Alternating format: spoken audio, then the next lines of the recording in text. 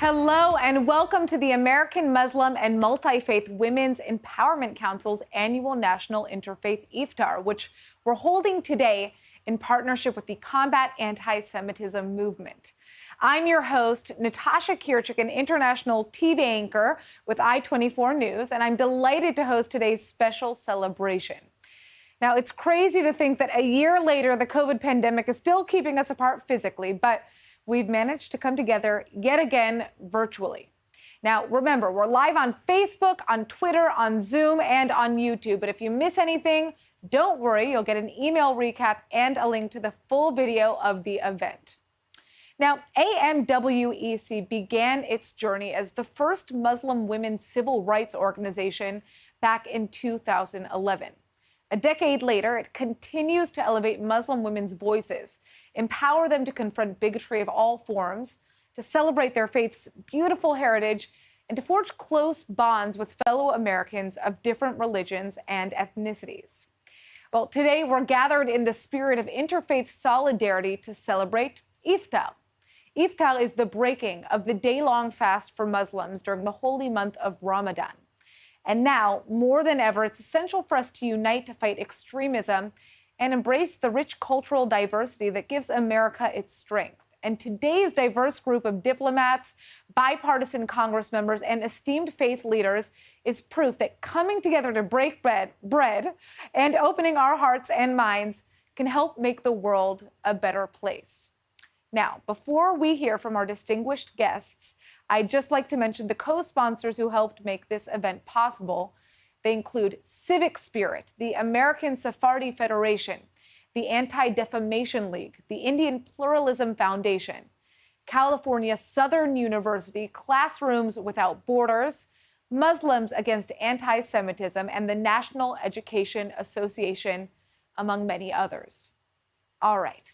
So let's kick things off now with Rayan Sayed, a middle school student who will recite Surah Fatiha, the first chapter of the Quran, asking for guidance from God. But that's not all. We're going to then hear welcoming remarks from Anila Ali, the president of AMMWEC, and former Albanian lawmaker Valentina Leskaj, a board member for Combat Anti-Semitism. So without further ado, Rayan, the floor is yours. Assalamu alaikum. My name is Rayan Sayed, and I will be reciting Surah Al-Fatiha, or the opening, in English for you guys' better understanding. Bismillahirrahmanirrahim. Alhamdulillahi Rabbil Alameen. الرحمن الرحيم مالك يوم الدين إياك نعبد وإياك نستعين اهدنا الصراط المستقيم صراط الذين أنعمت عليهم غير المغضوب عليهم ولا الضالين آمين. So now I would like to proceed with the translations of the surah. The opening. In the name of Allah, the most gracious, the most merciful. All praise is due to Allah, the Lord of the worlds, the most compassionate, the most merciful, the master of the day of judgment. You alone we worship, and you alone we ask for help. Guide us to the straight path, the path of those of you have blessed, not of those who you incurred your wrath, nor those who have gone astray. Amen. Wow. Amazing, Rayan. Thank you for that. I'd like to now welcome the woman who is behind today's celebration. Anila Ali is an educator. She's an author, a Muslim civil rights leader, and a women's rights advocate. She's the president of AMMWEC, and for years, she's been fighting extremism and bigotry by forming bonds with people from different backgrounds and changing people's perceptions about what it means to be a Muslim.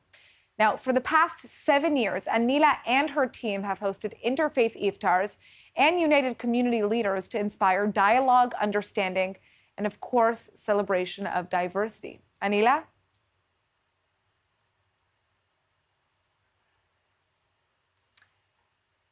Oh, let's make sure we can hear you. It looks like you're muted. There we go. All right. Thank you. We hear you, Anila. In the name of Allah, most gracious, most merciful. Salam, shalom, and good afternoon, everybody. Last year, beneath the Ramadan moon, a dark cloud hovered above us. We knew that Ramadan, like Passover, Easter, and Diwali, would not be the same. No gatherings with friends and family at the mosque or at people's homes. Fasting and prayer was to be in isolation. We were cut off from the community during a holiday that's all about community. But from this adversity came an opportunity for all of us, Muslims and non-Muslims alike. The pandemic compelled us to reflect on our lives, to learn to be a little more forgiving, a little more patient, and a lot more compassionate. Indeed, a deadly virus has targeted all of us, regardless of religious differences. Coming together as one is necessary to stop it.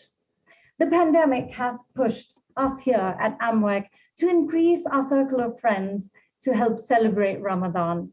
It's a reminder that differences between us are actually quite small, while the things we can accomplish together are great. And after all, we just saw the CEO of Pfizer, a Jewish son of Greek Holocaust survivors whose family was wiped out by the Nazis, joined together with 2 Muslim immigrants in Germany to develop a vaccine that is saving millions of people around the world. So I say again, the differences between us are insignificant, but the work that we can do together is world-changing.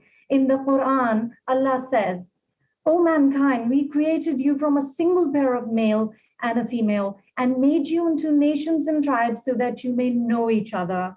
Truly, the most honored of you in the sight of Allah is the most righteous of you." The pandemic has given us an opportunity to get to know one another better and to work together to help improve humanity. I end with the traditional Ramadan holiday greeting, Ramadan Kareem. May you enjoy a holy month of caring, and may we all carry forward the spirit of the holiday throughout the year. Ameen, and thank you.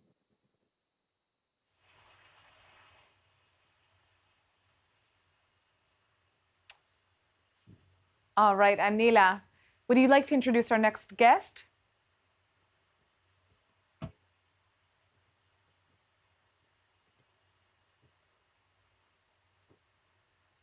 Our next guest is Ambassador Rahmani, am I right? Our next guest is Valentina Leskash. Okay, it's my pleasure to introduce my counterpart at CAM, at Valentina Leskash. She's a Muslim Albanian, and off to you, Valentina. Thank you. Ramadan Kareem, Salamu Alaikum, and Shalom. I'm very grateful to join this Interfaith Iftar, such an important event that brings together people of all faiths and nationalities. Such events bring us closer to God and to each other. It serves as a catalyst for promoting the good understanding and peace. Unfortunately, nowadays we see more hate around the world, and we must look at the roots of the problem. The rise of the religious extremism, racism, bigotries sometimes are a product of ignorance, myths, and lack of education. But our past, when the Muslims and Christians lived together, should remember. Thus, I believe we need to invest more in education. This is the best investment that we can do. Education to tolerance, respect, and mutual care, protecting and nurturing common values, is for the future of our children and for everybody, in spite of the fact that they are Muslim, Jewish, or Christian. I think it's our right and obligation to stand on the right side, to fight for ending Islamophobia, anti-Semitism, and all forms of discrimination and hate, to promote dialogue, solidarity, and hope for our future, focusing in our common values rather than on things that can divide us, can break down the boundaries, and can build bridges and, of course, solidarity. And thank you very much.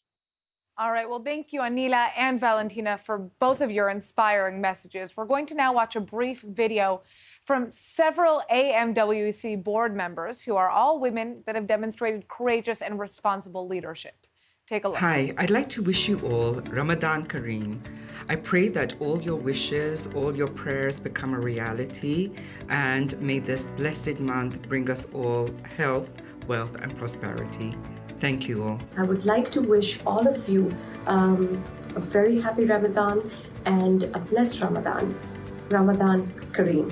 Hello and Assalamu alaikum. My name is Bushra Mateen and I'm a proud board member of AMMWEC, and I wish you the heartiest happy Ramzan, and I wish peace and blessings that this month brings upon you. I'm Dinah Frieden. I'm a Jewish woman and a proud member of American Muslim Multifaith Women's Empowerment Council. This organization is so powerful because we all together support one another's beautifully diverse cultures.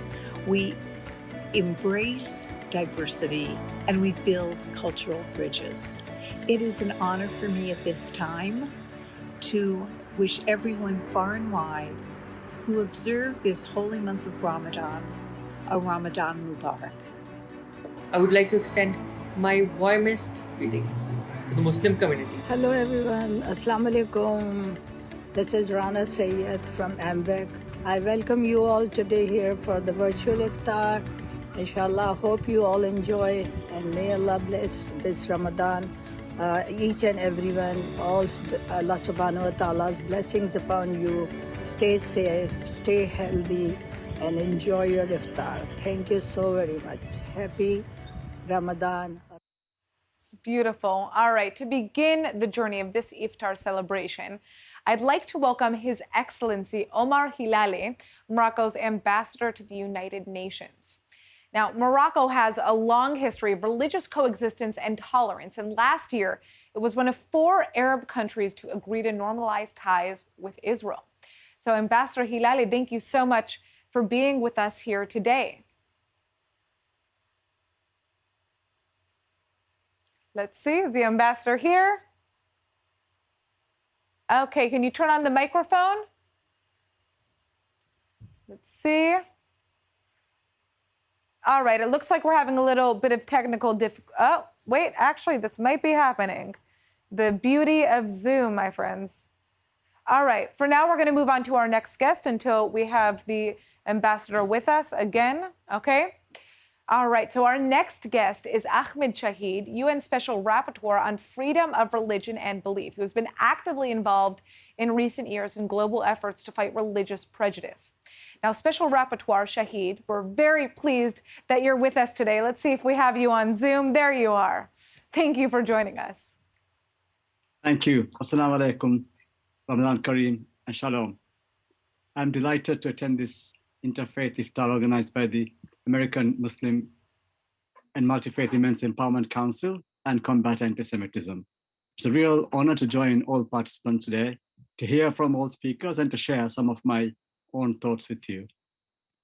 First of all, I want to recall how I have in my work for the UN stressed the importance of promoting interfaith engagement as a way to advance mutual understanding, learn about each other, build friendship, and promote intercommunal, interpersonal solidarity.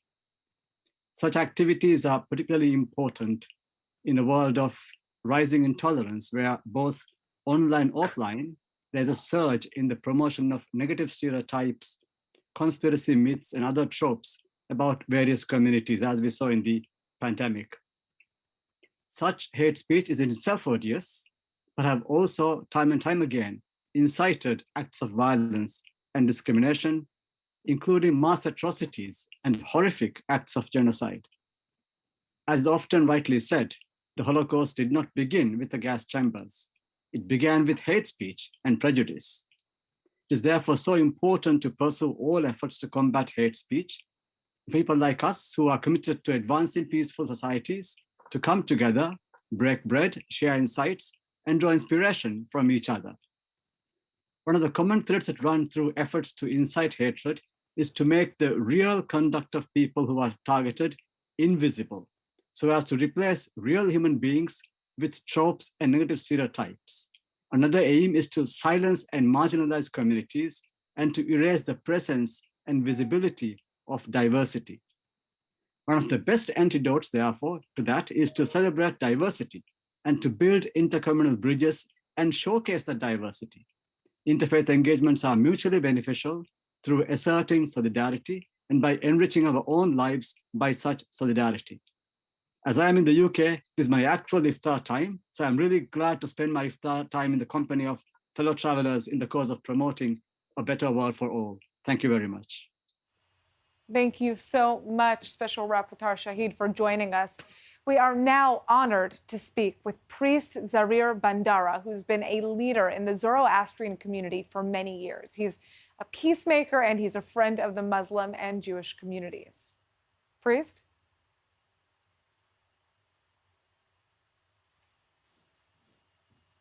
Okay, let's see if we can hear you. Thank you. Ramzan Kareem, Salam Alaikum, Shalom. I bring you the greetings of peace and unity from one of the world's oldest rebel religions of the world, Zoroastrianism. I thank the organizers and the president of American Muslims Multifaith Women's Empowerment Council, Mrs. Anila Ali, for this Iftar interfaith meeting. May peace and healing be upon us.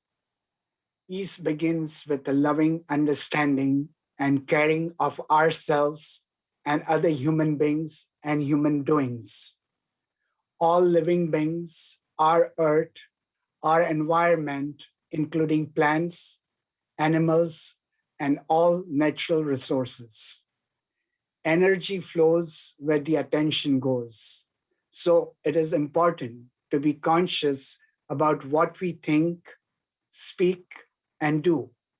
Our individual actions affect us and affect the whole universe. That is why one of the main tenets of our Zoroastrian religion includes good thoughts, good words, and good deeds. And also an equal status to women and men. God can be seen and revealed in many different ways, and which is why we have different religions. We believe that the religion we have taken birth in is the path to God, the path that God has prescribed for us, and to attain salvation, our purest light, and progress physically and spiritually.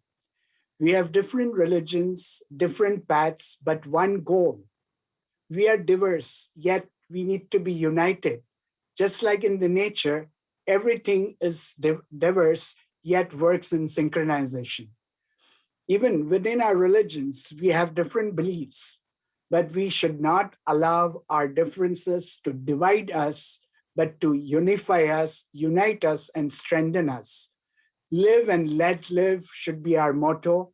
Thereby we will bring more peace, unity, harmony, love, and healing in this world. We can spread the sweetness of peace, maintaining our own individuality in the ocean of humanity. I wish all of you, my friends, Ramzan Eid Mubarak in advance, and inshallah, we will meet soon again in person. Thank you. God bless you all. What beautiful words. Thank you for joining us and reminding us of the importance of diversity, even in our belief systems. All right, we are now going to hear from Democratic Congressman Ted Deutsch, Jamie Raskin, and Republican Congressman Lee Zeldin. Hi, I'm Ted Deutsch. I'm proud to represent Florida's 22nd Congressional District in the U.S. House of Representatives, and I'm honored to be with you today to wish you a happy Ramadan. Thank you to President and Founder Anila Ali for the invitation to be with you today for the Council's Interfaith Iftar. This is a special time of year for Muslims across the country and around the world to celebrate spirituality and to reapply it to their daily lives. Thanks to the American Muslim and Multifaith Women's Empowerment Council for your important work lifting up women leaders within Muslim communities across the country. As you prepare to reflect this month on our shared goals of improving the world, you should be encouraged by your remarkable work and achievements over the course of the past 12 years, building community bonds and empowering women in their careers and communities and families. I know we share many priorities, including the Council's work with combat anti-Semitism to fight back against all forms of bigotry and to create awareness and acceptance that provides Americans of all faiths the freedom and safety to celebrate their heritage and culture openly. While I regret I'm unable to celebrate with you in person, I truly have hope for a safer and healthier year that will bring us together next Ramadan. Ramadan Mubarak. For all those celebrating in New York, the United States, and around the world, Ramadan Mubarak. Ramadan is a time for happiness, reflection, and prayer, and teaches to reflect on the ways to do good not only in our community, but our entire country. The fabric of our great nation is made up of those from a variety of ethnic backgrounds, religions, and beliefs. It is this diversity of ethnicity, of religion, of thought that makes us the most prosperous and powerful nation in the world. This iftar serves as a fantastic reminder of the similarities we hold dear. This iftar comes at an important time as we recover from this past year and look forward to life returning to normal. But there's a lot more work to do. Ethnic hatred and xenophobia are on the rise. In New York, we see rising cases of anti-Semitism, Islamophobia, and attacks against Asian Americans. As we recognize this iftar, we must not only recognize it as a celebration for our Muslim brothers and sisters, but as a time to come together as Americans. We must show how hatred can be defeated through interfaith cooperation and bridging cultural divides. An inspiring example of this is what is happening thousands of miles away in the Middle East with the Abraham Accords. The normalization of ties between Israel, the United Arab Emirates, Bahrain, Morocco, and Sudan proves that differences in religion and previously entrenched hatred can no longer divide us.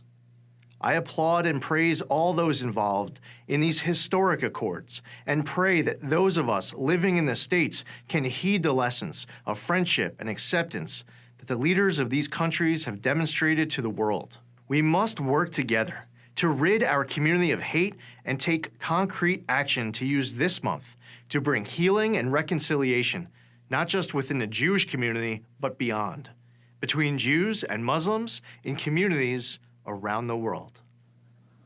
Hey, it's Congressman Jamie Raskin, and Ramadan Mubarak to all of my friends out there. Happy Ramadan to everybody celebrating. I want to thank the American Muslim and Multifaith Women's Empowerment Council for inviting me to join you for a minute, and also for empowering Muslim American women to be leaders in strengthening our community in so many ways. And we need women at the forefront of social change and political involvement, as well as economic empowerment. When you look around the world, we know that the single best anti-poverty strategy there is to empower women, educate women, and give women choices and control over their own families and childbirth. That's what works to eliminate poverty and to confront so many of our social problems. So women need to be put in the forefront of leadership at every level. Thank you for what you do. And again, Ramadan Mubarak, everyone. Thank you, Congressman. We are now pleased to welcome Shelly Krajesick, a member of the National Education Association's Executive Committee. Hello, I'm Shelly Krajesick from the National Education Association, and I bring you greetings today on behalf of our President, Becky Pringle, Vice President Princess Moss, and Secretary Treasurer Noel Candelaria. It is an honor for the National Education Association to be with you today in celebration, solidarity, and prayer. We are educators all across this great nation and on our U.S. military bases. Over 3 million members of the National Education Association join you in your mission.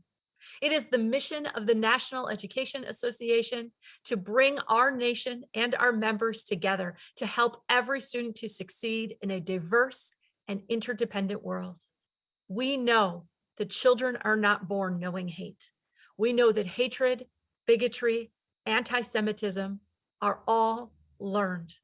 And it is our work, it is our heart that will work to make sure that those children don't just unlearn to hate, but learn to love and celebrate, that they learn that in our differences there is great value, that they learn to honor varieties in faith and worship and culture. And we aspire to bring those differences into our classrooms every day and to lift them up and to celebrate them. And we honor the work that this fabulous organization does as you model for us how we can do that in our classrooms. And so on behalf of the 3 million members of the National Education Association who are working every day to support your mission by bringing folks together in their classrooms, we support you in celebration and prayer on this day and every day forward. It is our work to work together to make sure that the next generation only knows honor, only knows respect, only knows the value of each other's uniqueness, and does not know hate, bigotry, and anti-Semitism. Together, we can and we will eradicate the horrible injustices and systemic racism that exists within our nation. Thank you. Beautiful words. A reminder, children are not born with hate. We need to remember this. All right, coming up next is a performance by Charanjit Virdi, known as CJ in Bollywood and in Hollywood. As a member of the Sikh faith, he is going to be performing, singing a Muslim religious song or hymn praising the Almighty. Take a look.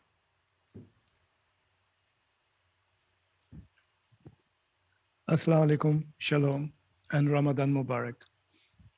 First of all, I would like to thank AMMWEC, the president of AMMWEC, Anila Ali, and entire team to giving me this honor to be a part of it every year. And I feel humbly honored, and I'll be performing the hymn Hamd tonight for all of you. Ramadan Mubarak once again.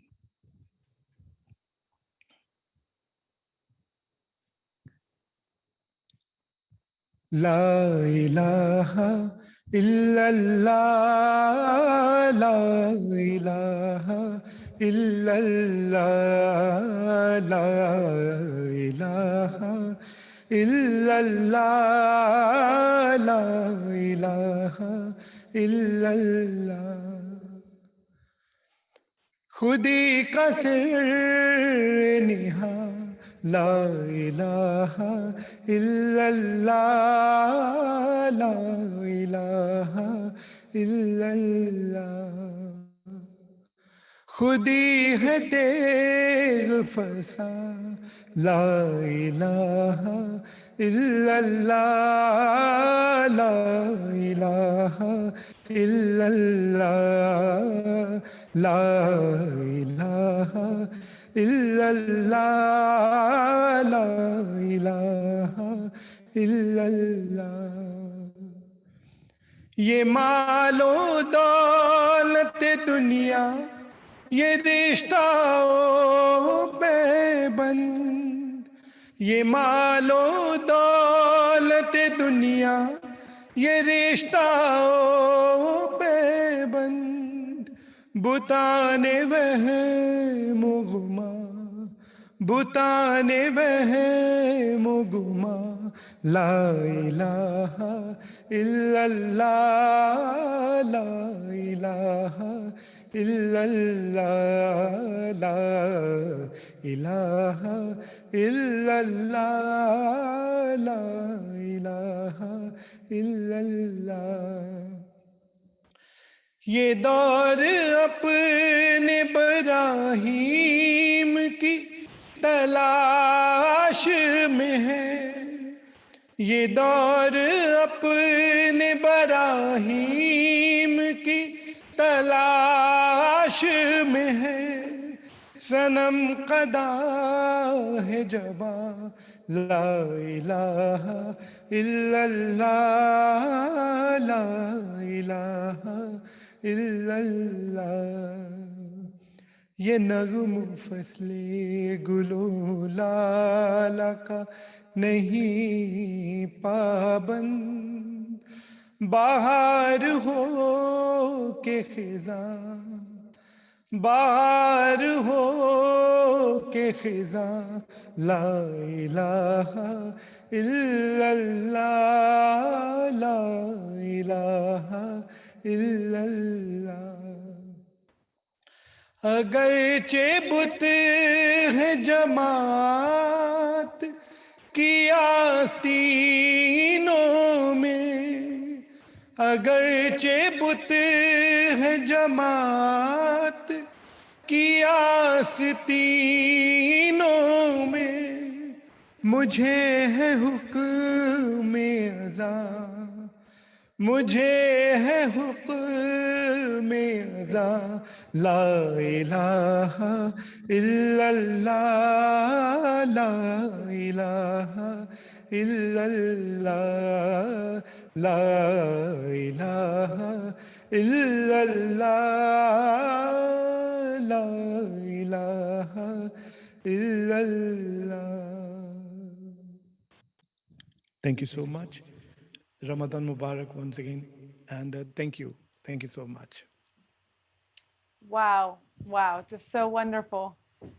It's hard to move on from that, right, everybody? I could see how much everyone enjoyed hearing your beautiful, beautiful voice. But we are going to shift gears a bit now, and we're going to hear from Rabbi Pido Levy, the Regional Director of the Anti-Defamation League in Orange County, Long Beach. He and the ADL have been among AMWEC's closest partners. So, Rabbi Levy, welcome. Great.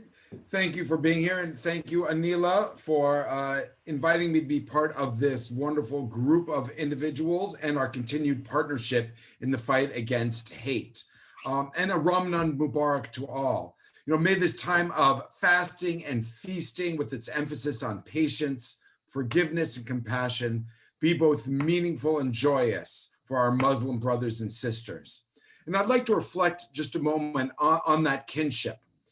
There's a story in the Hebrew scriptures that tells how Jacob fools his father and steals his brother's birthright. Now his brother Esau swears to kill him, and a year passed, and then hears that Esau is coming with 400 men. But when they meet, instead of vengeance and violence, they fall on the ground in an embrace, weep. Why? To understand the ancient world of the scriptures, but in that world, there was actually very few mirrors, if at all. So if people could ever see their own action, perhaps it would be best ever done in a distorted pool of water. But now, suddenly, Jacob and Esau, who were twins, though they weren't identical, they saw one another for the first time in 20 years. You have to imagine, what did they feel? Imagine after all those years, they saw a complete stranger. But then as closer, they saw a brother, and ultimately saw themselves in the face of the other. Right? And this is the way it is for all of us. Scripture is trying to teach us how to look at first like a stranger and sister or brother. Then we realize they're very much the same like ourselves. They share our dreams, they share our pains. And in a world of terror and fear of the other, this lesson is all the more powerful now than it's ever been. Stranger, sibling, self. That's the lesson that we all need to save the world. And I know certainly AMMWEC and ADL on our journeys together is committed to bringing strangers together, to truly seeing one another, and not just siblings, but ultimately seeing ourselves in the other. We do this when we fight against hate in our communities and across the globe. We do this when we expose extremism for what it is. We do this when we deliver anti-bias education and bullying prevention in schools. We do this in law enforcement through intelligence briefings and workshops. They can be the best that they are. We do fight hate online in all stations. And we do this, advocate for the civil rights of minority and marginalized groups. So I pray that you're able to celebrate in peace and security that. And we at ADL and in the Jewish community, we see our Muslim sisters, our different from than ourselves. We're all here simply trying to earn a living, educate our children, stay healthy, give back to our communities. It's holy time. May it be a time of meaning and transformation for ourselves and for a better world. Ramadan Mubarak, a Ramadan of blessing. Rabbi, very important words. We are now going to move to Congresswoman Katherine Clark, who represents Massachusetts' 5th District. She's a 4th-ranking member of Congress. Congresswoman Clark, I'd like to thank you for joining us today. Hello, I'm Congresswoman Katherine Clark, and I want to wish all American Muslims a Ramadan Mubarak as you observe this holy month. Thank you to the American Muslim and Multifaith Women's Empowerment Council for your work empowering Muslim American women.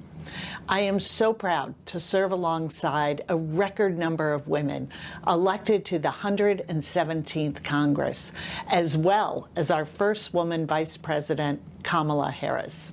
It couldn't be clearer. When women have a seat at the table, families have a voice in Washington.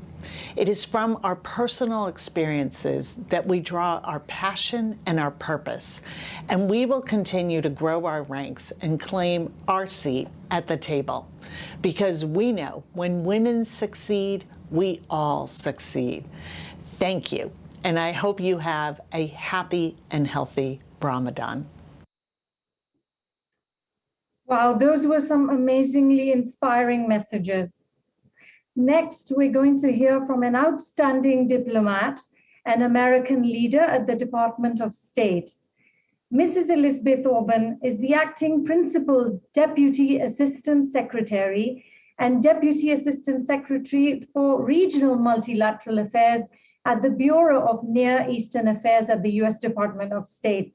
Ms. Orban has a long career in diplomacy, having served in Algiers, Tel Aviv, Toronto, and Hong Kong, among other places, and we are honored by her presence. Mrs. Elizabeth Orban, our Deputy Secretary now. Thank you so much, Anila. I really appreciate the invitation to be with you all today.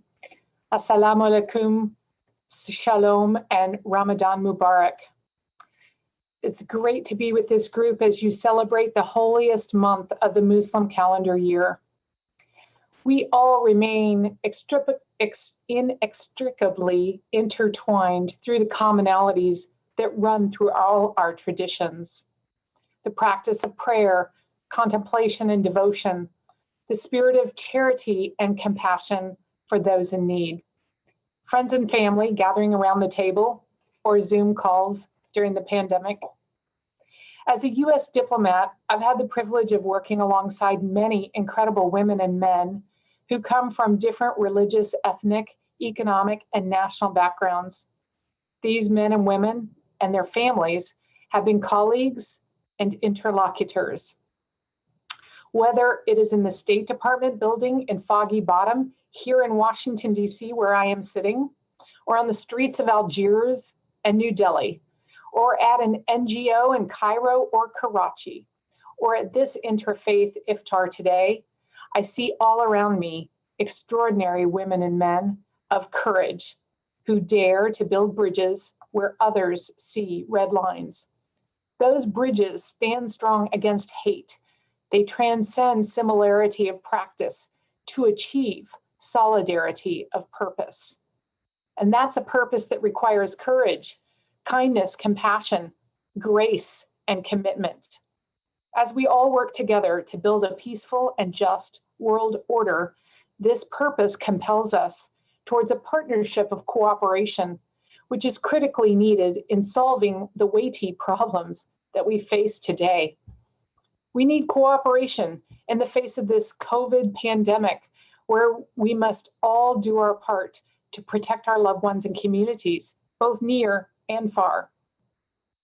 We need it to stand up to the perpetrators who attack others because of the color of their skin or their ethnic, religious, or other parts of their origin.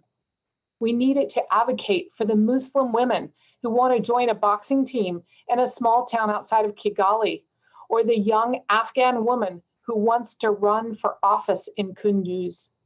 We need it to tackle the climate crisis globally, especially in places like Bangladesh or Egypt, where they are highly vulnerable to rising sea levels. So today, let us draw inspiration from the commonalities in our practice and purpose that make us partners, and let us act with grace and tolerance to build transformative partnerships for an equitable and peaceful world.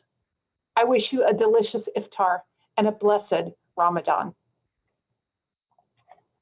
All right. Thank you so much for those words. It is now time to hear from several religious leaders, each representing a very different faith. We'll start with Reverend David Lindsay, who's the Executive Director of the Interfaith Council of Metropolitan Washington.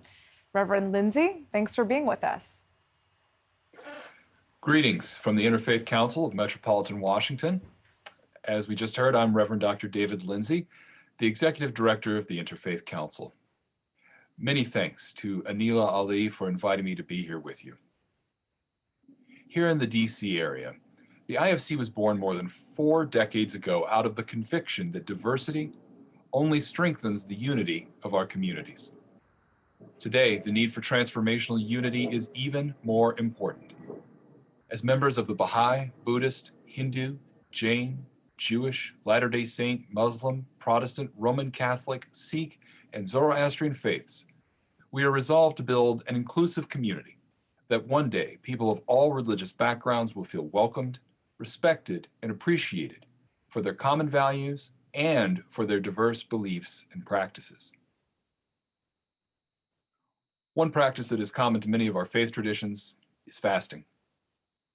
We see this in Ramadan for the Muslim community, Yom Kippur for the Jewish community, Lent for the Roman Catholic community and several Protestant communities, a Sunday fast for the Church of Jesus Christ of Latter-day Saints, the 19-day fast for the Baha'i community, a vegetarian diet for the Jain community, and the diverse fasting practices across the Hindu and Buddhist communities. In each case, these faith traditions have concluded that people need to refrain from eating certain foods at certain times in order to deepen their spiritual life. And so we wish the Muslim communities across the world all the best in this month of fasting. May you have a Ramadan Mubarak, a blessed Ramadan. Even if you cannot gather at the mosque in the way that you would like right now, may this time still deepen your faith, increase your hope, and expand your loving kindness. Blessings to all. Next, we are honored to have with us Archbishop Pido Foros, who will talk about the similarities in fasting between the Muslim and the Christian Orthodox faiths. Distinguished participants, honored guests, ladies and gentlemen, dear friends, I greet all of you with the salutation of peace, and I offer my most sincere congratulations and best wishes to my Muslim friends for the holy month of Ramadan. Fasting, as you know, is an important dimension of our religious life and experience. Even though we don't all fast in the same way, its spiritual meaning offers an inspiring proximity. Fasting brings us closer to God. Fasting helps us connect with our brothers and sisters in humanity and with the entire creation. Ramadan is indeed a time of spiritual growth and sharing with the poor. I would like to commend the American Muslims and Multifaith Women's Empowerment Council for organizing this virtual interfaith iftar. Despite our separation, our desire to be together transcends the current physical limitations and through virtual means nourishes our common commitment to peace, to harmony, and to dialogue. Thus, interfaith activities and initiatives remain crucial to building bridges and not ramparts, extending open arms rather than a raised fist. This is especially true for the Muslim community in this country. Dialogue is the only response to battle prejudices and bigotry. With renewed esteem and fraternal greetings, I convey to all of you friendly wishes for a fruitful month of Ramadan. I pray at the same time next year the circumstances will allow us to share this iftar together in person as a sign of our respect and love for one another. Ramadan Mubarak. Happy Ramadan. It's so important to celebrate our differences, but also our similarities, because there are so many at the end of the day. All right, next I would like to present a Muslim American public servant, Mr. Farouk Mita. Mr. Mita is the director of the Office of Small Business Programs and has previously served as President Biden's advisor on Muslim relations. He's the most senior Muslim official in the Biden administration. So, Mr. Mita, we're so delighted to have you here with us.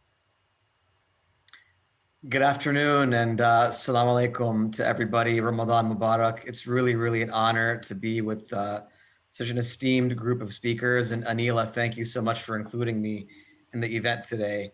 You know, Ramadan is a really important time in the Muslim community where we can gather, have spiritual reflection, break our fast together.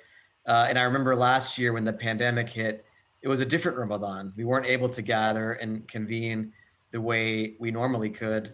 But Muslim Americans across the country still found a way to celebrate and to gather often like this through Zoom and still do the acts of charity that are so important and that are such a pivotal part of our faith. I spent the last year advising then candidate Joe Biden on Muslim American affairs and was recently appointed in February to this position I'm in now as the Director of Small Business Programs at DoD. And really, this is all about how we bring people together. I really want to commend the American Muslim Multifaith Women's Empowerment Council for bringing people together from across different faith communities and different backgrounds. You know, in my job, I do the same, but I do it with businesses. How do we bring together businesses of all different types that want to work with the federal government, but also to bring equity and inclusion in how federal procurement can give people an opportunity. So no matter what part of the government that we serve in or what role we play, there's always a role to bring people together, to do good work. And of course, Ramadan is a great opportunity for charitable giving and for bringing people together. So I'm really glad to be here and thank you all for including me in the event today.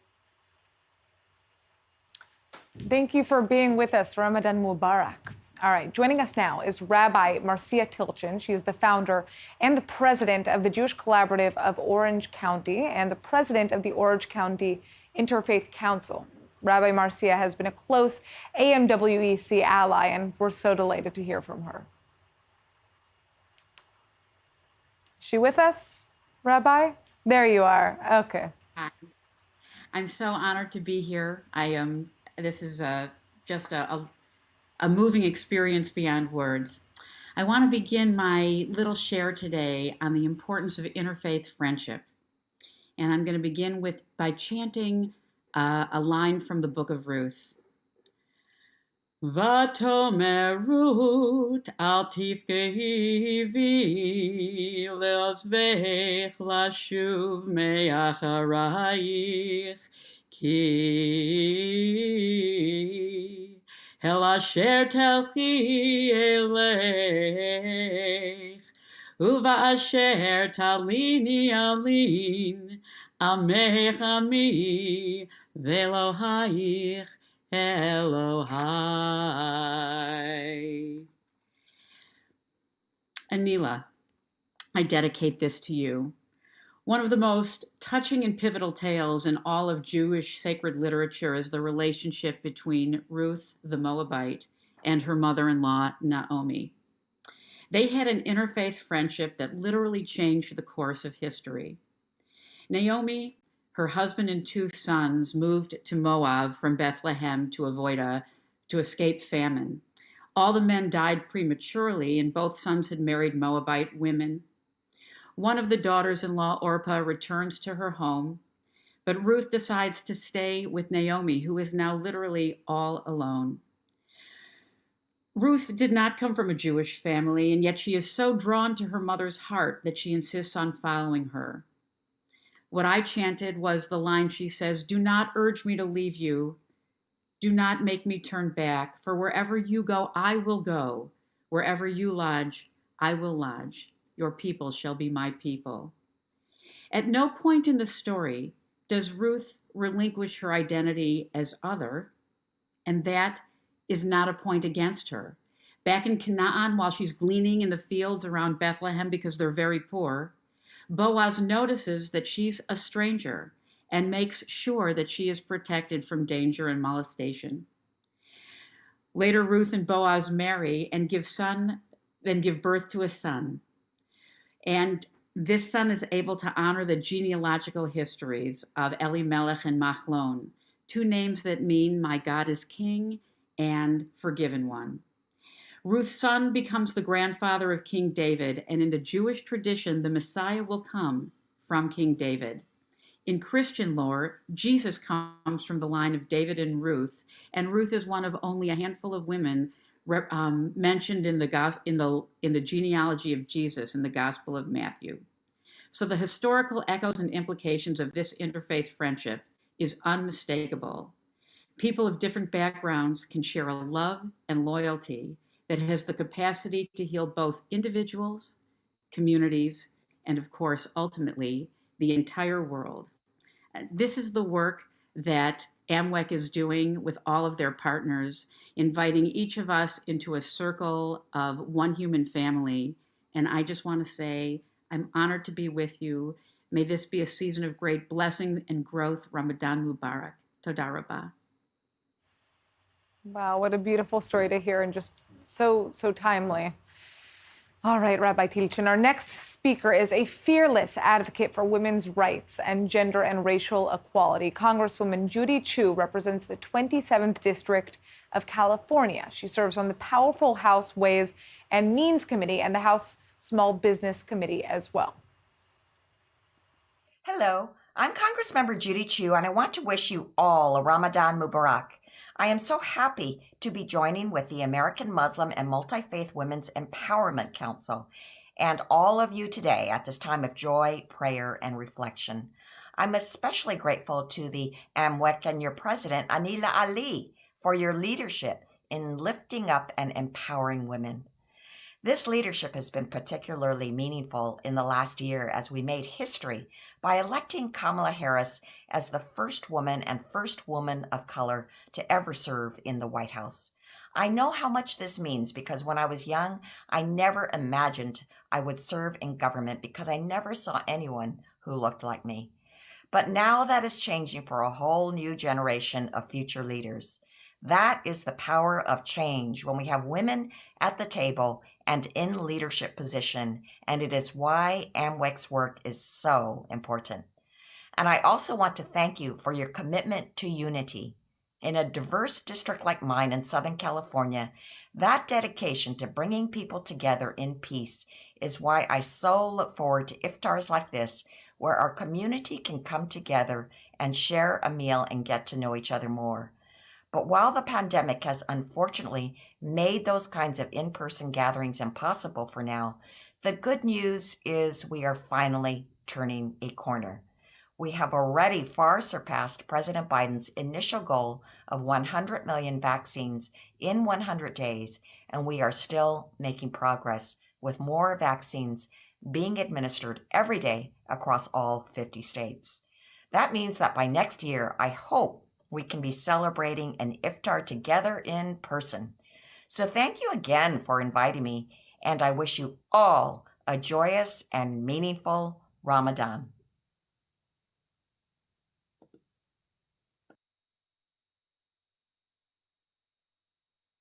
Keynote speaker, Her Excellency Ambassador Roya Rahmani. Roya Rahmani is the first woman to serve as Afghan ambassador to the United States of America and non-resident ambassador to Argentina, Mexico, the Dominican Republic, and Colombia. Previously, she served as Afghanistan's ambassador to Indonesia, Singapore, ASEAN, and she was the first Director General for Regional Cooperation at the Ministry of Foreign Affairs of Afghanistan. She has 2 decades of experience working with NGOs, multilateral organizations, and various government agencies. In 2017, Indonesia Tatler named her People's Ambassador. In 2019, she was featured on Time Magazine 100 Next list as a fierce advocate of peace on Afghan terms. It is my honor as a Muslim woman to welcome you to this iftar. Welcome, Your Excellency.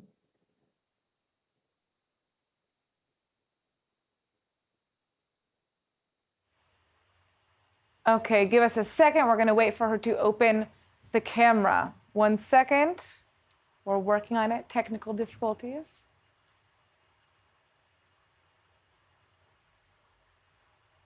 She's almost with us. I think we've been doing pretty well so far, Anila, given, the difficulties of being connected from around the world through the internet, right? Absolutely. We are doing pretty well. I think we're good on time as well. And thank you everyone for staying with us. Absolutely. And remember, if you're just joining in, you can find us on Facebook, on YouTube. This entire conference is going to be recorded and it will be sent directly to your email as well. So don't worry if you're just joining in right now. We have another second or so. Let's see, are we going to get our guest up? All right, guys, what we're going to do is continue with our next guest until we are able to get this guest up, because unfortunately there's some technical difficulties, but no worries. Our next guest originally came to the U.S. as a student before immigrating here. Her list of achievements in the business community is long, and today she's here as the president and CEO of National Asian Pacific Islander American Chamber of Commerce and Entrepreneurship. Ms. Chiling Tong, thank you for being with us. Thank you so much. Hello, everyone. My name is Chiling Tong. I'm the president and CEO of National Asian Pacific Islander American Chamber of Commerce and Entrepreneurship. We represent about 2.2 million AAPI business owners, employ about 3.6 million people. And I'm just so proud to be a part of this event and honored to contribute to today's Interfaith Iftar event in observation of a holy Ramadan. I just want to take this opportunity to thank my dear friend Anila Ali for inviting me to speaking for this about our AAPI business community and share our hardship and appreciation during these difficult times. Anila, it is such a pleasure just working with you and the AMMWEC on so many important issues regarding rebuilding our community, the economy, immigration, women's rights, the civil rights, and most importantly, now stopping anti-AAPI sentiment once and for all. Also, I want to salute all the leaders here, or religious, community, political leaders. This is such an inspiring event.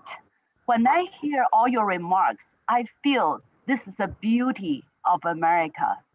Today, our community stand together as a line in solidarity to fight this hate, discrimination, and bias our community faced. Ramadan is a very reflective and important time for all of us now. Although celebration is slightly different because during the pandemic, but this is a time to fast, take a pause, gather and pray together as a community. We must take a time to pause, take a look around, and see the beauty of each of our cultures and contributing to this great country. The Asian American Pacific Islander community is an important part of American fabric, representing a wide range of diversity. We consist about 50 different ethnic groups. And now I have seen all of us here together.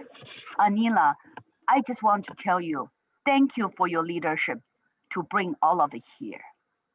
We are the America's fast-growing ethnic group.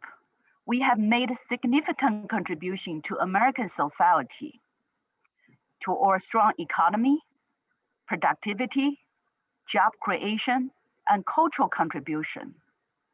But the state of AAPI community is in jeopardy. We are dealing with two viruses. One is COVID, another one is hate.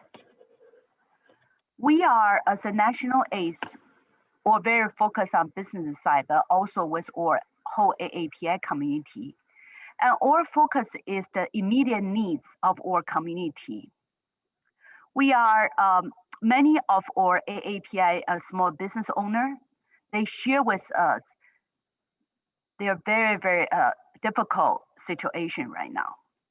They try to keep their business open, but they are facing staying safe and having to implement dramatic measures like added security. And this measure affect their business profit, their livelihoods, and worse, impact multi-generation families. We're just so proud that we'll be able to work with you, all of you, in solidarity. And our work has just begun.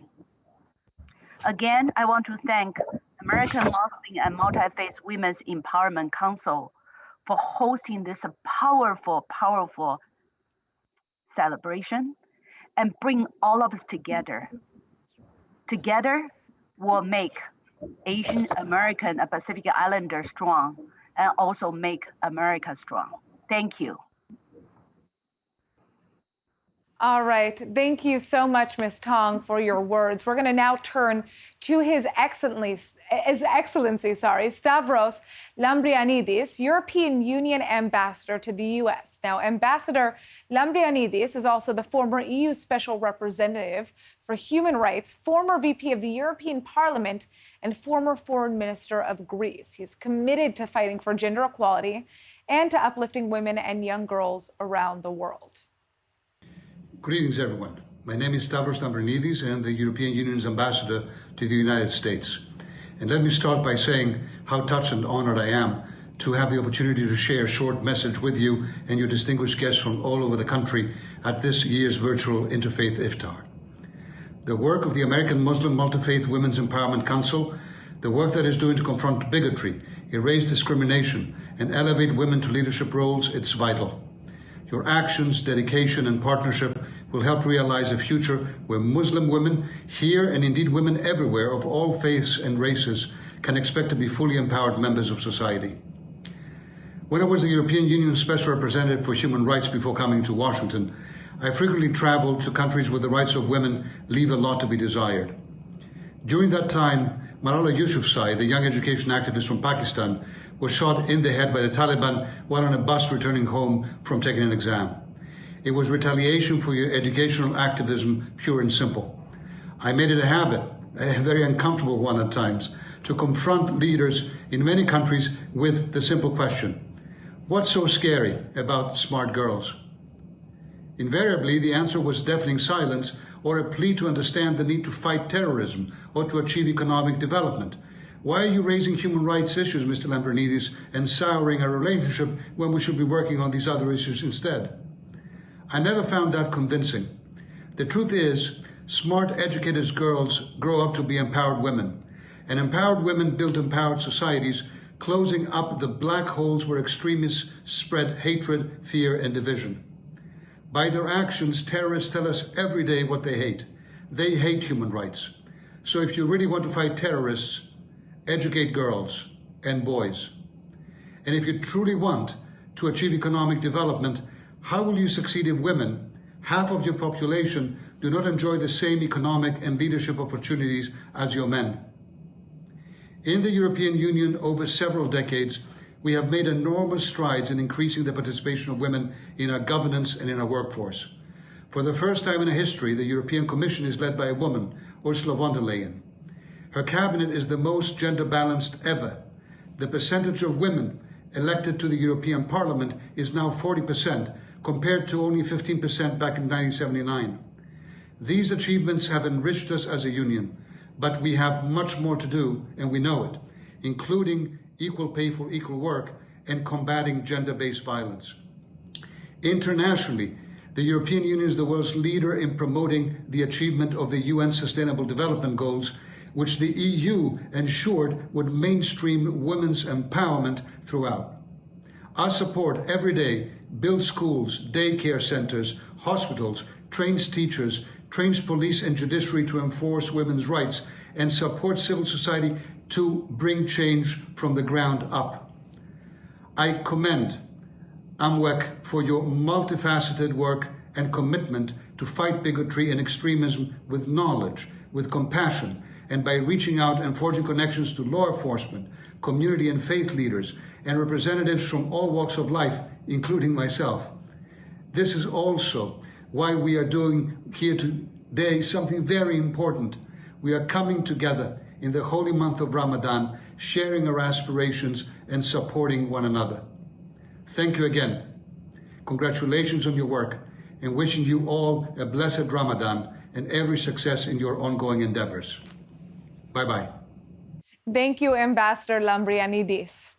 Our next guest is the one that we were trying to get on before. We're going back to the Afghanistan ambassador to the U.S., Roya Rahmani. Ambassador, welcome. I hope we have you. There you are. Thank you. Good afternoon and good evening, depending on wherever you are in the world. Assalamu alaikum. May peace be upon you. I want to start by wishing you all a blissful Ramadan. Ramadan Mubarak. It's such a pleasure to be joining you around the world in celebrating this holy month and during today's Iftar. Thank you to the American Muslim Multifaith Women's Empowerment Council for hosting today's event and for bringing together such a wonderful, diverse group of speakers. We all know, or at least all of the Muslims who are participating in today's discussion are aware and familiar with the Surah of Al-Asr, which says that most human beings are surely lost, except for those who have believed and done the righteous deed and advised each other to the truth and advised each other to the patience. This surah captures the experience and spirit of Ramadan. It is about exercising integrity and behaving justly, about finding patience and exhibiting empathy. These are the principles that I have chosen to reflect upon throughout this holy month and speak about today. My journey as a Muslim woman, as an Afghan woman, has not been easy. Growing up, I saw more battlefields than I saw playgrounds. I spent my youth in the context of conflict and transience. These are familiar struggles to the women and men of my country. We have known loss as our beloved ones became victims to war, and too many have had to leave our homelands as refugees. At times, we have known hunger, we have known insecurity, and we have known fear. It is belief that has kept me and many of my fellow Afghans going in the face of constant challenges: belief in truth, belief in justice, and belief in integrity. It would be all too easy to be overwhelmed by the adversity we face, especially when women of Afghanistan do not just have to confront challenges of their country. Instead, we are continuously undermined, doubted, and tripped in our efforts to live as equal and dignified citizens. Even those who manage to overcome these obstacles and break barriers are placed under ruthless scrutiny. A woman in general, and Afghan women in my world in particular, in power is constantly under microscope. You can't be too rigid or too soft. You are either too conservative or not modest enough. If you are engaging, you should be more reserved. If you are reserved, you should be more engaging. Afghan women leaders and change makers are subjected to an impossible standard, then scorned when they cannot please the entire country all at once. Belief and patience are what gives us the strength to carry the burdens of their expectations, of loss, of the war we all know so well. The path to the future we seek is not easy one either. We strive for progress in a space that too often cling to harmful conventions. We look for peace in a country so inundated with conflict that anything less can sometimes feel almost foreign. We know, however, that we do not walk this path for ourselves. We open the door to those who will follow us. In undertaking this challenge, we have shortened the rocky road for the next generation. This has been clear in my experience. Often, I found myself the only woman at the table, full of men. In many of the places I have worked, I have been ignored and undermined by the men around me, even though we held the same rank. They and those who worked under them would literally and figuratively turn their back to me in a protest. I did not give up. I continued on until the day when they had to turn around, when they recognized and respected me. It makes a difference.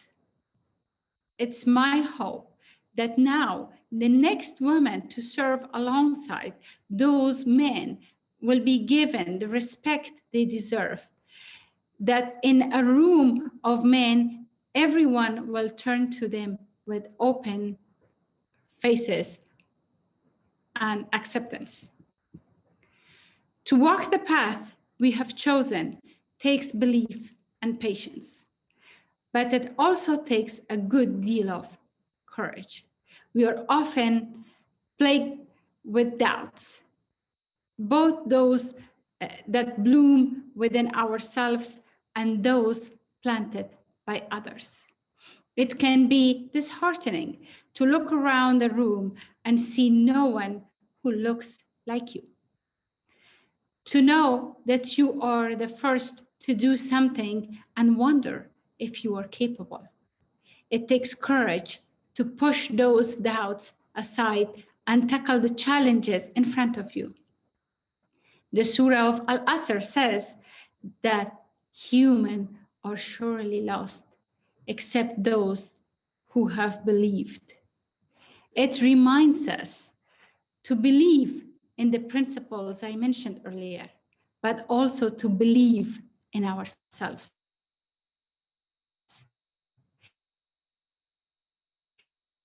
It takes courage to believe will sustain you as you walk the path.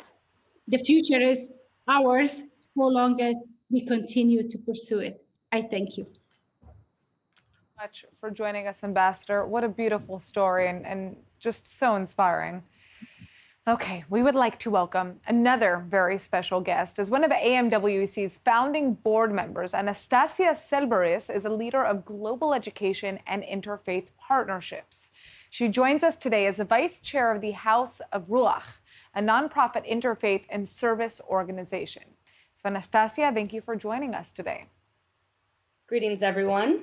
My name is Anastasia Cerberus, and I'm a long-standing board member of the American Muslim and Multifaith Women's Empowerment Council.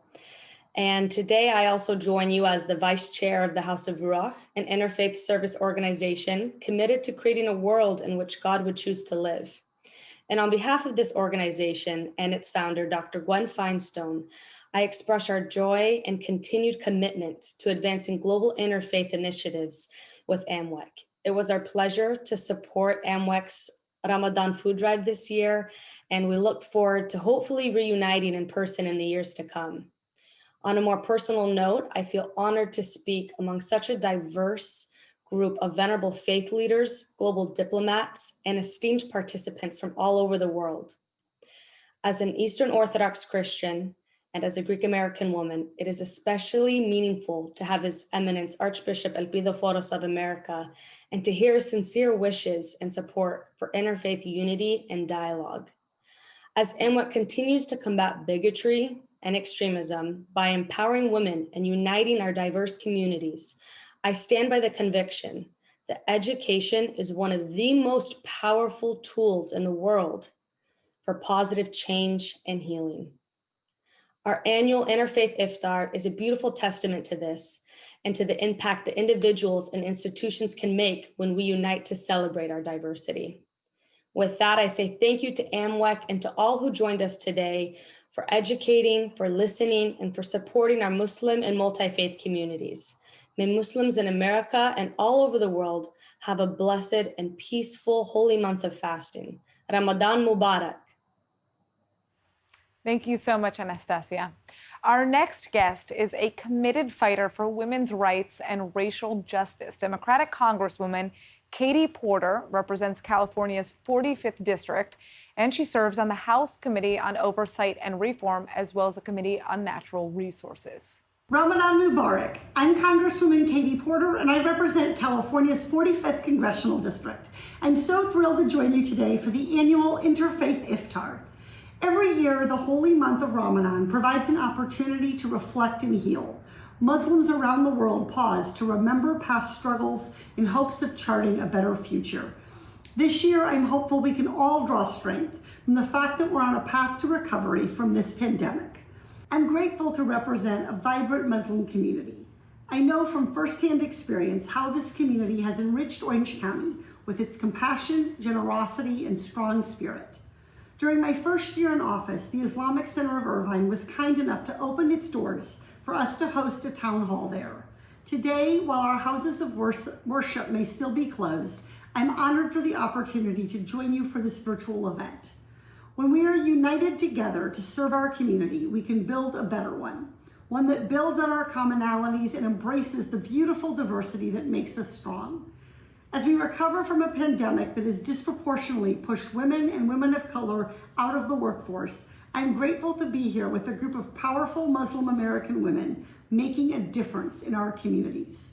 I want to thank all members of AMMWEC for inviting me to join your celebration. May this Ramadan bring you joy, health, and prosperity. Beautiful. Thank you for your message, Congresswoman. We're now going to welcome Abigail Winokur, a Yeshiva University student and a Jewish activist involved in promoting interfaith ties. She's a past winner of the Combat Anti-Semitism Movement's Emma Lazarus Art Award, and she's going to share with us today a new poem that she wrote for this Iftar event. Take it away. Hi, thank you so much for having me, and happy Ramadan to everyone celebrating. This is something I wrote after spending a semester at Hebrew University when I just really took in all the multiculturalism that exists in Jerusalem. It's called Jerusalem of Gold. The golden dome catches sunlight through my window, reflecting the melancholy of a fading day. By morning light awash with glory, the call to prayer thrumming across her curves. The constant pious calls to God reverberate like a whisper through my ear, as I ache to know what's inside, to know what secrets linger in green paint, under ancient prayer mats and dusty Korans, quoting the decor with devotion. Each day I look out into Jerusalem of the East. How different are the mismatched white stone houses encasing the golden shrine like a thick cocoon than the city I thought I knew. I knew a Jerusalem with the sharp scent of eucalyptus and the gentle aroma of rosemary, of Torah scrolls, Hasidim, and the Western Wall, of Hanukkah lights and fresh jelly donuts, of white talitot and rounded kippot, of Thursday night music blasting from Machane Yehuda and Friday night calls to the Sabbath bride. I knew a Jerusalem of Hashem. I'm learning a Jerusalem of hijabis, niqabis, green minarets, and calls to prayer, of Allah, of fragrant spices, Juma, and Damascus gate, of long rounded loaves of bread sprinkled with sesame, and streets packed with markets that mirror Maya Sharim. I'm learning one of Christmas lights in the Holy Sepulchre and the Via Dolorosa, where ancient nuns with rosary beads walk near foreign tourists who snap memories of the devout. I'm trying to understand what all of this means for my Jerusalem. I know the Jewish quarter with her stray cats and prehistoric beggars. I can trace each vein of her white stones by memory and walk backwards down her winding stairs. I know her hidden gardens and oases in a city of dust and sand, hidden gems within the uniformity of the holy. I know the Armenian quarter with her multicolored thread rugs and fortress-like monasteries where Oscar Schindler's grave lies, adorned by wreaths and stones by those who pay tribute to his salvation. We seek the Christian quarter, cross-adorned and holy water anointed, with hidden treasures beneath a deceivingly small exterior. I seek the Muslim quarter with a shukran and an ahsan, and inhale the mounds of colorful spice and linger near shimmering crescent moon necklaces. I seek my cousins. We are all of Abraham. There is a Jerusalem that I do not know behind the golden dome, hidden by what I strain to see, a Jerusalem that doesn't belong to only me. Thank you. Wow, Abigail, that was beautiful. Very powerful. All right, our next speaker is a new friend of AMMWEC, Rabbi Haim Schaffner from Kesha, Israel, the Georgetown Synagogue. We're so glad that you're here with us, Rabbi Schaffner. The stage is yours.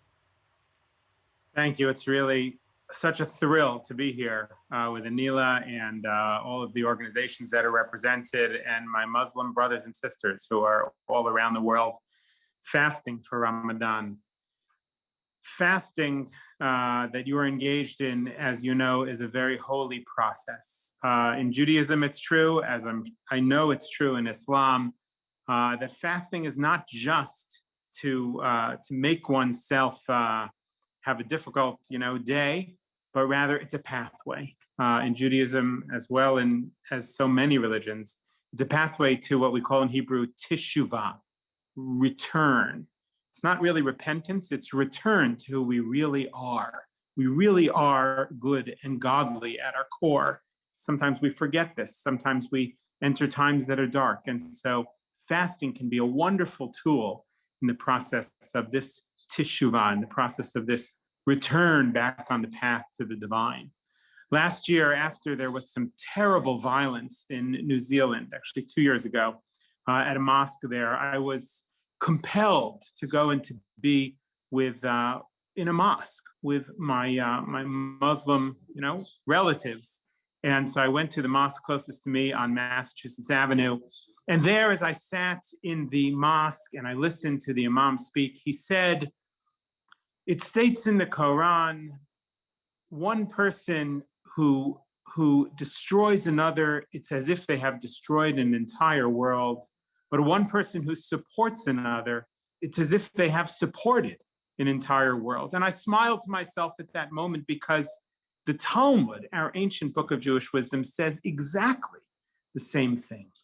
And so I realized how close we are in so many ways, Muslims and Jews, so many other religions. And if we can realize how much commonality we share, how we can begin to bring a world that is more peaceful and more redemptive. And so my prayer is that this Ramadan may be one for you that not only is inspiring to you spiritually, but that helps to support others, helps to turn us all outward toward each other, and helps to build a world that is more redemptive and more perfect and more peaceful. Ramadan Mubarak. Thank you so much for that, Rabbi Schaffner. It's interesting. One person who supports another, it's as if he supported an entire world. I absolutely love that. Gonna remember that, gonna write that down. Now, speaking of tolerance, I'd like to give the floor to a peace educator from Hawaii. Dr. Maya Sotoro has been leading outreach and development initiatives. She's taught leadership for social change and conflict management for educators. And she's also worked as a political consultant for the Obama Foundation. Aloha and Ramadan Mubarak to those of you observing Ramadan this spring. My name is Maya Sotoro. I'm a peace educator based in Hawaii. I'd like to give thanks to the American Muslim and Multifaith Women's Empowerment Council for inviting me here to share this video message with you today, to acknowledge and give thanks to those of you who are working so rigorously to build bridges between faiths. Interfaith cooperation has the powerful and beautiful potential to create peaceful coexistence in our communities. And while we've always needed to do so, the extreme polarization we've seen in communities around the world in recent months is a stark reminder of why tolerance and understanding is so critical. Interfaith dialogue in particular builds that understanding by holding a safe space to exchange, explore, debate philosophies, ideas, goals, and traditions, and it also enables cooperative movement forward and work in the community. It allows those of us from multicultural families to better understand and accept the complexities of our identities. And no matter what belief systems we adhere to, we all have this collective mandate to build peace as a critical and central act of worship. My sincere gratitude to all of you who are doing this hard work, who are working alongside fellow faiths rather than in siloed ways, to those of you who are solving local and global issues with global and multi-faith perspectives. You are modeling a resilience and a vision of beloved community for young people that is so critical. You're fostering friendships, and your efforts save lives, truly, and keep our spirits strong and our optimism growing. Once again, Ramadan Mubarak, and I hope that you enjoy this time of prayer, reflection, and family and community connection. Aloha. How lovely that you're joining us all the way from Hawaii. All right, my friends, it is now time for another performance. Jason Fetty is an English interfaith musician and songwriter who's joining our Iftar for the second time. Go ahead. Hi, everyone. Ramadan Kareem to all of you, and thank you again, Anila. Shalom Aleichem. Salam Alaikum. I'm going to sing a song that is maybe the most popular Jewish song, and it's a song from the Psalms. And let me read you the translation, because there's only 2 lines, okay? So one line is, hear what is good and pleasant, sitting as brothers also together. And I think that word also is really important, because we hear about the differences and the similarities between our peoples as if they were equal, but they're not equal, because the similarities, the differences are like boats on the ocean, and the similarities are the ocean itself. It's not, they're so deep. So it's one thing to be brothers. I have a brother, you know, and it's another thing to be really together. And that word in Hebrew, yachad, comes from the root of one. So to be together is to be one. Anyway, I'm going to sing you the song right now.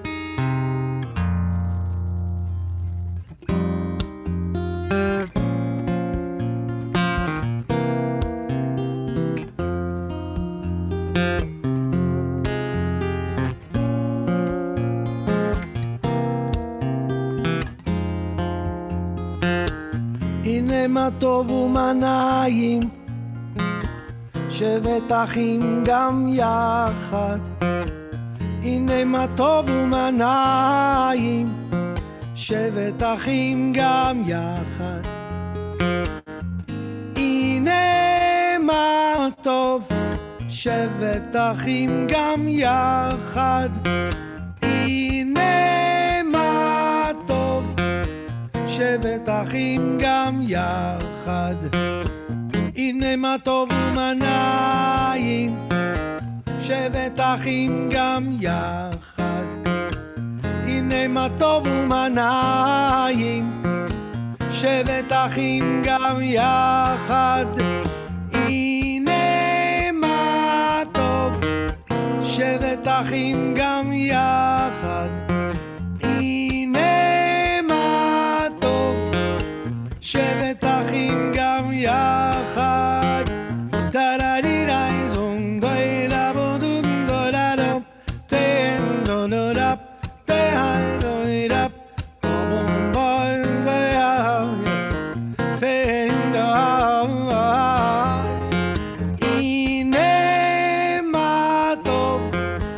שבת אחים גם יחד, הנה מה טוב, שבת אחים גם יחד. Ramadan Kareem, everyone. What an awesome performance. Thank you so much for brightening our Iftar. That was beautiful. We actually have people clapping from the control room. Now, as we near the conclusion of this event, we're going to hear from more religious leaders who are AMWEC partners, some for years and some only more recently. First, we're going to hear from Sheila, the president of the President World Hindu Council, Orange County chapter. So, Ms. Keen, the floor is yours.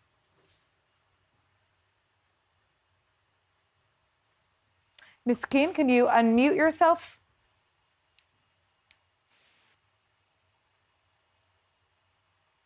Oh, not yet.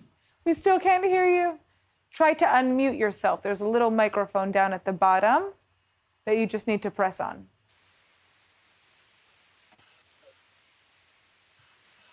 All right, I think we can hear you. Perfect. Of the World Hindu Congress, representing 1.5 million Hindu people of the third largest religion, that is, I am wishing a happy and Ramadan Mubarak. I also thank American Muslim and Multifaith Women Empowerment Council for inviting me to address at the Interfaith Iftar. Hindu religion is oldest religion with more than 5,000 years of recorded history. It extends beyond the definition of religion. More than 100 years ago, on September 11, 1893, Swami Vivekananda proclaimed the great truths of Hindu religion at the World Parliament of Religions. His universal message is very relevant even today, so I attempt to repeat some of it. He says, I am proud to belong to religion which has taught the world both tolerance and universal acceptance. I am proud to belong to a nation which has sheltered persecuted and refugees of all religions. The whole religion of Hindus is centered in realization of divinity within. There is no polytheism for Hindu. Idol or temples or books are only the supports to realize that divinity within. It is unique that a Hindu sees divinity in feminine form, calling God as Divine Mother, but he does not abuse any other's idol. Unity in diversity in the plan of nature, and Hindu has recognized it. With all that spirit, today I want to express our feelings of friendship and understanding to all faiths. I wish eternal peace and harmony between all people of the world. As the verses from Vedas proclaim, Sarve bhavantu sukhinaha, Sarve santu niramaya, Sarve bhadrani pashyantu, ma kaschid dukha bhag bhavet. Om, peace, peace, peace. Thank you. Thank you so much, Sheila, for your words. Next up is Pastor Todd Stavrakos from the Gladwin Presbyterian Church and Partners for Peace. Shalom, Assalamu alaikum. It is such an honor to be invited to be a part of this Iftar and to join with all of you. And so I want to start by thanking AMMWEC and Combat Anti-Semitism for the years worth of work that you have all done, fighting hatred, increasing toleration, and looking to work hand in hand with people of different faiths and different traditions. We all know the realities that in our society we're seeing an increase in hatred and hate speech and attacks against Asian Americans, against Jews, against Muslims, against people of color and different traditions. But we must not forget the bright light that shines in each of us as we do the work that we are doing today of joining together, proclaiming a joy in each of our traditions. it's a pleasure to be invited to participate in another faith tradition and their activities. I found that whenever I have had the opportunity to join with brothers and sisters of different traditions, I found my own light growing brighter, because it reminds us of how God has meant for us to be living together. And that brightness will shine surely through the darkness of hatred. And so I commend all of you for the work you do. As we gather and celebrate this virtual Iftar, I'm reminded that in the Christian tradition, Jesus did a fair amount of work around a table, of teaching, of sharing, of sitting down with friends and sitting down with people he wanted to be friends with, of sitting down with those who agreed with him, disagreed with him. But it was at the table that he greeted them and welcomed them into a common journey that he was trying to lay a vision for. This Iftar is that table. Perhaps Zoom is our table this day as we gather around it and learn from each other and work and strive together. And so my prayer is that through Ramadan, the Muslim community continues to grow in its peace and work of justice, and that we too can join together with their fine and wonderful traditions of working for a better society, and that we of the Abrahamic traditions can set aside differences and work to create the loving kingdom that is the goal of each, and that we can learn to love Hindus and members of the Baha'i and all the traditions who want to just find a wonderful way of living together side by side, hand in hand. So prayers and blessings on this season. Again, it's been a joy to be a part of this. This is my first time and hopefully not my last time. And I pledge to walk together with each of you during this season. Blessings. Thank you, Pastor Todd. I am so honored now to present Imam Syed Mahdi Al-Kazwini, who's been a partner of AMMWEC from the very beginning, and he joins us every year to celebrate Iftar. Imam Al-Kazwini is a founder and the director of the Islamic Educational Center of Orange County. And to close our Iftar, Imam Al-Kazwini will be breaking the fast and sharing with us a few words about the significance of the Ramadan in the Muslim faith. Take it away.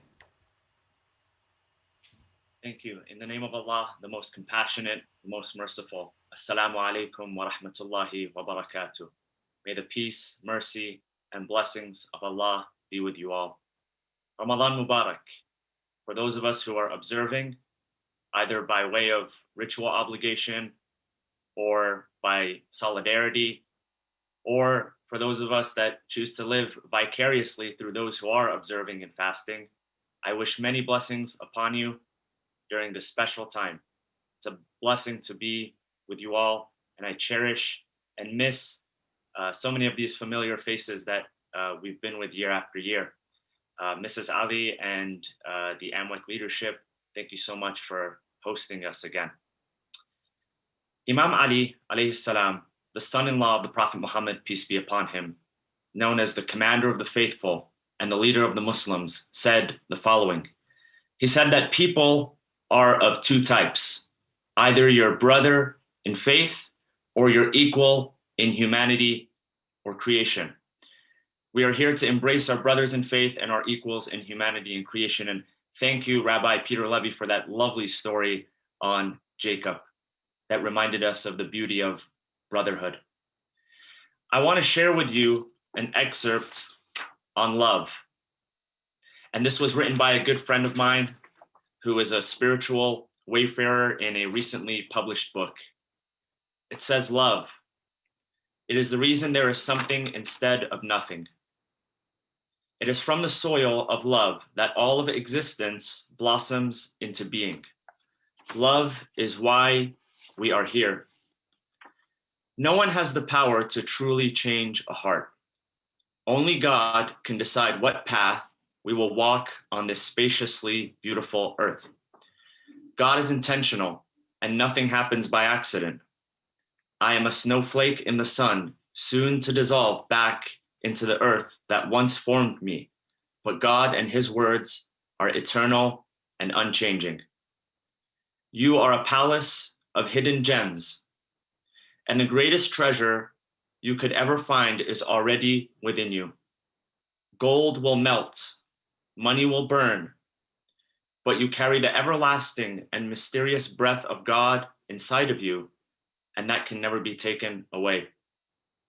Your connection with God is innate because it is His love that brought you to life and His love that keeps you alive. So it's no doubt that God loves us. In the Islamic faith, we are taught that one of the 99 names of God is Al-Wadud, the affectionate. What does God say about our love to Him? In the Quran, in chapter 2, verse 165, we read, وَالَّذِينَ آمَنُوا أَشَدُّ حُبًّا لِلَّهِ. But those who believe are the most passionate in their love for God. And I'm here to ask you, for us who we claim ourselves as believers in God, that we love God, how can we claim to love God, to honor God, to trust God, to respect God without doing the same for one another? It goes without saying that if we are to love God, we must love the creatures of God. If we are to honor God, we are to honor the creatures of God. If we are to respect God, we must respect the creatures of God. We must love, respect, honor, and trust one another. Although this is the second socially distant month of Ramadan we've experienced, at least in our lifetime, we remain spiritually near. And what better season to come together to express this sentiment to one another? I leave you with the blessings of God, and I pray that the Almighty places a hedge of protection around us all. Ameen. Amen. Wassalamu alaikum wa rahmatullahi wa barakatuh. Thank you. Thank you so much, Imam Kazwini, for being here with us today and every year. Now, I'd like to invite our middle school student, Ryan Syed, back on the stage for the call to prayer. Ryan? Assalamu alaikum. I will be doing the call to prayer in Islam.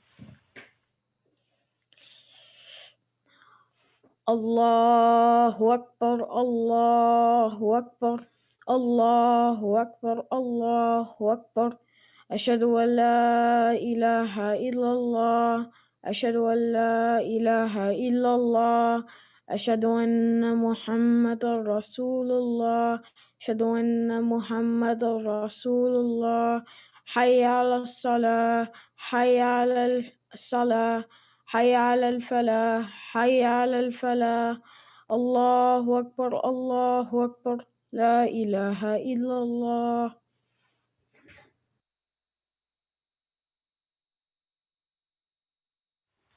For that closing prayer. Anila, I'd like to turn to you now. The stage is yours for closing remarks.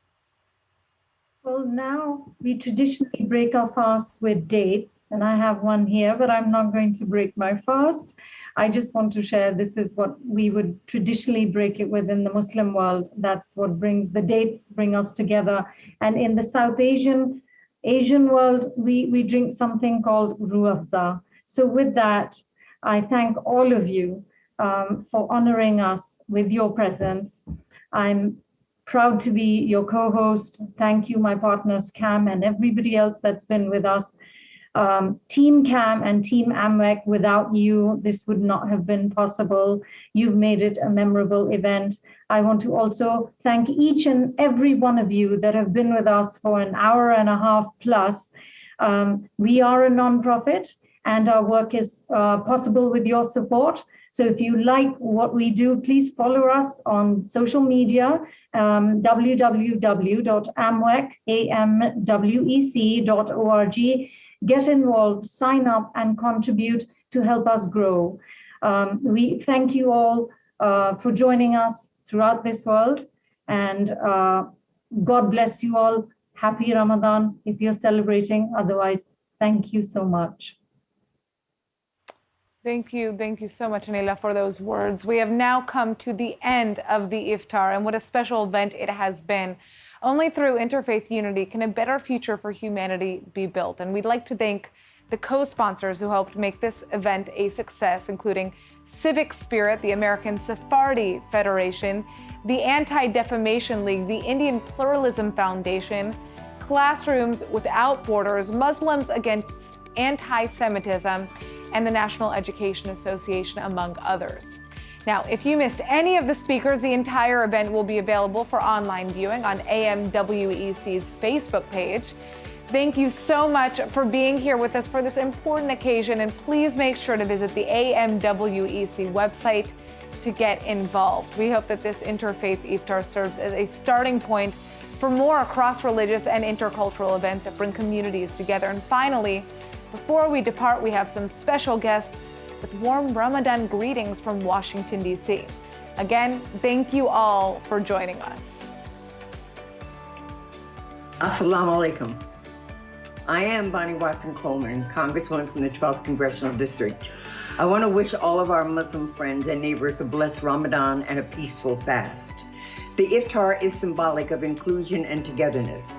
Even in these difficult times where we are separated physically, we can and we must come together in other ways to uplift and support one another. In keeping with the theme of the community during the holy month of Ramadan, we must continue to recognize the importance of women and women of diverse backgrounds in positions of leadership. Combating extremism and hate in our society starts with inspiring and supporting diversity in our communities. I'd like to thank the American Muslim and Multifaith Women's Empowerment Council for their work empowering Muslim American women. This Interfaith Iftar embodies the Council's vision to champion cultural diversity and create enduring bonds with our neighbors of all backgrounds and faiths. I wish all those who are observing a peaceful and blessed month of fasting, thank you. Assalamu alaikum and Ramadan Mubarak. I want to congratulate the American Muslim and Multifaith Women's Empowerment Council for all the great work that you do in our country. This is so important that we work with you and you work with us to do what's best for America as a whole. And so I want to wish you a very well Ramadan, very important season. God bless you again for the great work that you're doing. I'm Charlie Chris from Florida. Whatever I can do to be a further help to you, please don't hesitate to ask. God bless you all. Hello, everyone, and happy Ramadan. I am honored to be a part of your Interfaith Iftar. I have been impressed by the work of the American Muslim and Multifaith Women's Empowerment Council to fight religiously motivated hate and bigotry through inclusivity and fostering shared experiences. Ramadan is a time of introspection and sacrifice, but it's also a time to come together with family and community, to build stronger relationships and nurture true understanding and love for all of our neighbors across communities of faith. It's incredibly important to come together, to join with fellow Americans of various different religious backgrounds with different lived experiences who've had different lives than our own, to really learn about and appreciate each other. Today and throughout Ramadan, we celebrate with Muslims across our country and open ourselves to gaining a deeper understanding of Islam and our Muslim neighbors. I'm wishing you a peaceful, reflective holy month to all who are celebrating. Ramadan Mubarak. Hi, I'm Congressman Brendan Boyle. I want to wish you all a blessed and peaceful Ramadan from here in Pennsylvania. During this season, let us reflect on our blessings and on our common humanity during these difficult times. And let us all embrace the spiritual renewal that accompanies this season of Ramadan.